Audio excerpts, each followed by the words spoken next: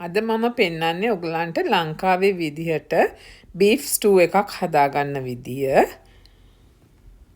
මේකට වෙන මස් වර්ගයක් පාවිච්චි කරන්නත් පුළුවන්. ඒ වුණාට ඉතින් වැඩියෙන්ම රසයි බීෆ් වලින් හදාගත්තාම. මම මේකට පාවිච්චි කළේ චක් රෝස්ට් කියන කට් එක. ඒකේ පොඩක් තෙල් තියෙනවා. ඉතින් එතකොට රසයි ස්ටූ එකකට. ඒක ග්‍රෑම් 500ක් ගත්තා. ඒකට මම දැන් ගම්මිරිස් දැම්මා.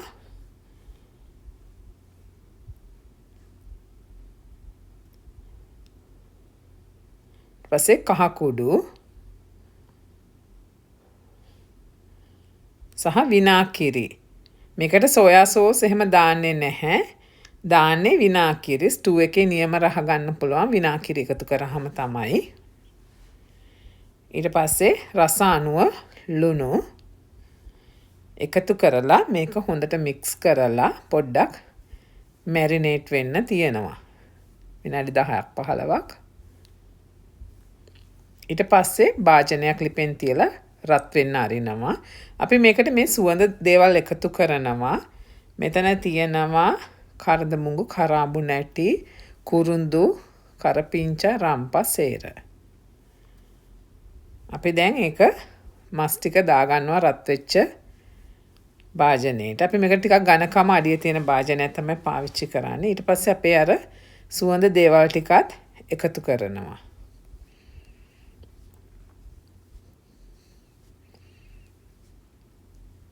ඊට පස්සේ අපි මේක තඹ ගන්න ඕනේ. මේකට අපි වතුර පොඩ්ඩක් එකතු කරනවා. කෝප කාලක් විතර වගේ වතුර ප්‍රමාණයක් එකතු කරලා. මොකද මස් එකනුත් වතුර උනලා එනවා. ඒ හින්දා වැඩි දාන්නේ නැහැ. ඊට පස්සේ අපි මේ මස් ටික හොඳට තැම්බෙන්න අරිනවා. පැය භාගයක් විතර වගේ තැම්බෙන්න අරිනවා. පස්සේ පැය භාගයකට විතර පස්සේ තමයි මේ මස් එකෙම ස්ටොක් එකත් උනලා ඇවිල්ලා මස් ටිකත් හොඳට තැම්බිලා දැන් තියෙන්නේ. ඊට පස්සේ අපි මේක වෙන භාජනයකට අස් කරගන්නවා.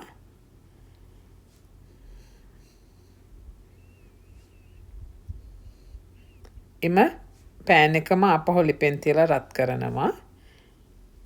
ඒකට අපි තෙල් මේස හැන්දක් විතර වගේ එකතු කරනවා. වැඩි තෙල් ඕනේ නැහැ. එක හැන්දක් වගේ දැම්මහම ඇති.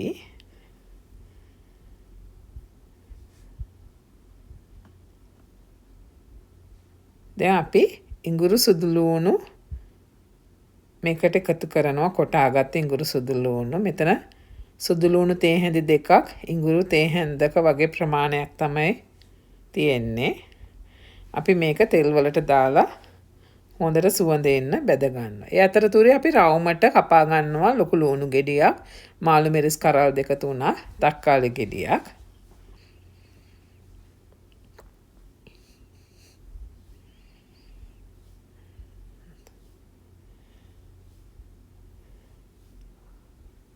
දැන් මේ ඉඟුරු සුදු ලුණු ටික බැදුනට පස්සේ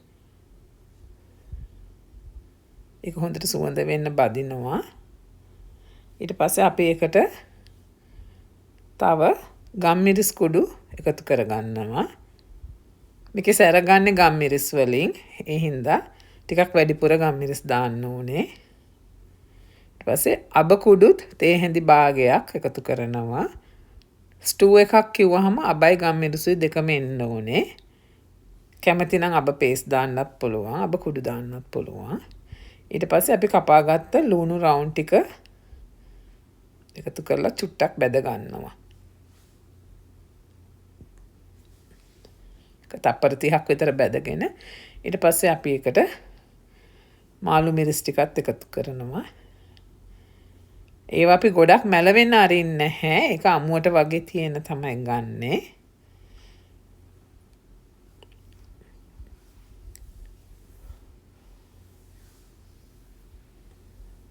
අපි ඊට පස්සේ එකට තඹගත්ත මස් ටික එකතු කරනවා. ඒක ස්ටොක් එක නැතුව මස් ටික විතරක් මුලින් එකතු කරනවා.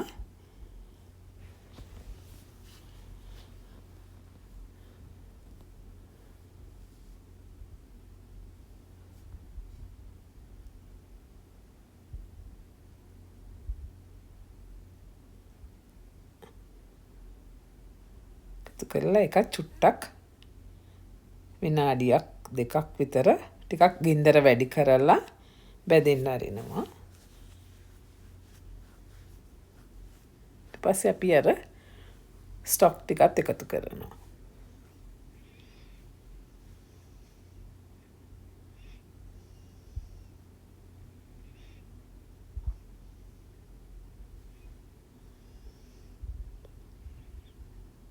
අන්තිමට කපාගත්ත තක්කාලි ටික එකතු කරනවා. මොකද අපිට කලින් තක්කාලි දාන්න නැත්තේ ඒක පොඩි වෙන හින්දා ඒක ලස්සනට අමුවට කෑලි ටික තියෙන්න ඕන හින්දා තමයි අන්තිමට තක්කාලි ටික එකතු කරන්නේ. එකතු කරලා චුට්ටක් තප්පර 30ක් විතර වගේ තියෙන්න ඇරලා අපි ලිප වහනවා. දැන් අපේ බීෆ් ස්ටූ එක රෙඩි. මේක හොදක් වගේ තියෙන එකක් නෙමෙයි. මේක ඉතින් සුදු බත් එක්ක හරි ෆ්‍රයිඩ් රයිස් එකක් එක්ක හරි කන්නත් පුළුවන්. එහෙම නැත්නම් පාන් වලටත් හොඳටම ගැලපෙනවා.